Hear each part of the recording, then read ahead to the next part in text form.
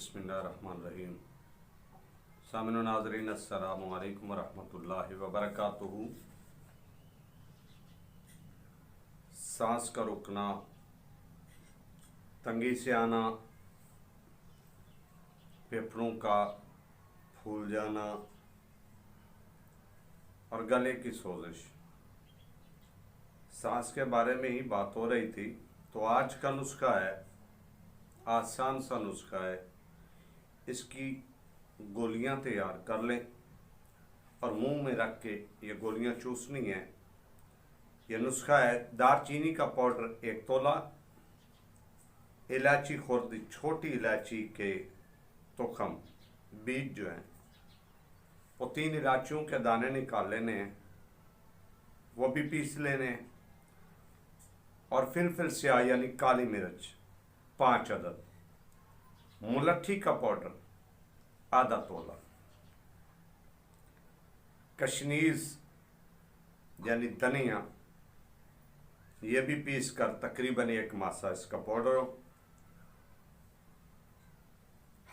ये जो अशिया बताई हैं इन सबको पीस लेना है। ये पीसे हुए पाउडर मिक्स कर लेने। अब आप इसमें दिलचाहे मुनक्का दाने निकाल कर वो डाल लें, उससे गोलियां तैयार कर लें। या इससे भी बेहतर है, इसमें आप तकरीबन 50 ग्राम से 100 ग्राम तक कंद स्याह यानी गुड़ मिलाकर पीस कर उसके ज़रिए से गोलियां तैयार कर लें। गोलियां जो हैं वो तकरीबन चने, बड़े चने के बराबर, 1 गोली सुबह, 1 दोपहर, 1 शाम मुंह में रखकर चूसें। ठंडे पानी से कतई परहेज करें, तुर्श अशिया से परहेज करें। 1 हफ्ता 10 दिन इसका इस्तेमाल करें। इंशाअल्लाह अल्लाह के फजल से जो नात खां हजरात हजूर के सना खान हैं, उनके लिए अक्सर इन चीज़ों की ज़रूरत रहती हैं, वो ये नुस्खा इस्तेमाल करेंगे तो उनके लिए आवाज़ कुशा भी होगा।